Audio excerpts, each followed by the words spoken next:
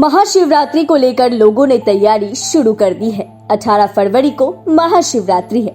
ऐसे में सभी भक्त काफी उत्साहित हैं और धूमधाम से तैयारी भी हो रही है। वैसे महाशिवरात्रि के बारे में कई मान्यताएं हैं। आज आपको बताते हैं भगवान शिव और माता पार्वती के विवाह की कहानी। ऐसा कहा जाता है कि महाशिवरात्रि के पर्व पर भगवान शिव और माता पार्वती का विवाह हुआ था। माता पार्वती भगवान शिव से विवाह करना चाहती थी। सभी देवतागण भी इसी मत के थे कि पर्वत राजकन्या पार्वती का विवाह शिव से होना चाहिए। देवताओं ने कंदर्प को पार्वती की मद करने के लिए भेजा, लेकिन शिव ने उन्हें अपनी तीसरी आंख से भस्म कर दिया।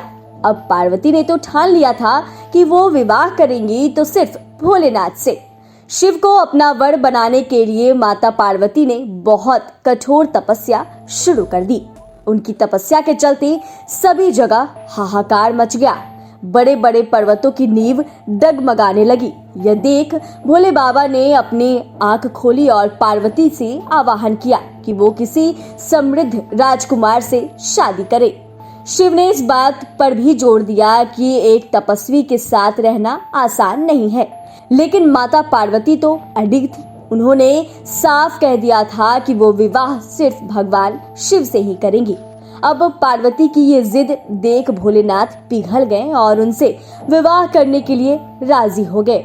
लोगों को लगा कि पार्वती उन्हीं की तरह हठी है, इसीलिए ये जोड़ी अच्छी बनेगी। अब शादी की तैयारी जोरों पर शुरू हो गई, लेकिन तपस्या ये थी कि भगवान शिव एक तपस्वी थे और उनके परिवार में कोई सदस्य नहीं था।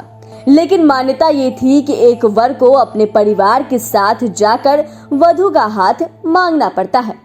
अब ऐसे परिस्थिति में भगवान शिव ने अपने साथ डाकिनिया, भूत प्रेत और चुड़ैलों को साथ ले जाने का निर्णय किया।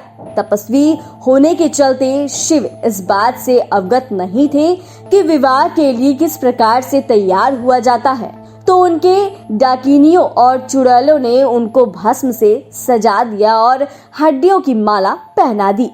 जब यह अनोखी बारात पार्वती के द्वार पहुंची, तभी देवता हैरान रह गए। वह खड़ी महिलाएं भी डरकर भाग गई। भगवान शिव को इस विचित्र रूप में पार्वती की मां स्वीकार नहीं कर पाई और उन्होंने अपनी बेटी का हाथ देने से मना कर दिया। स्थितियां बिगड़ती देख पार्वती ने शिव से प्रार्थना की। वो उनके रीति रिवाजों के मुताबिक तैयार होके आए।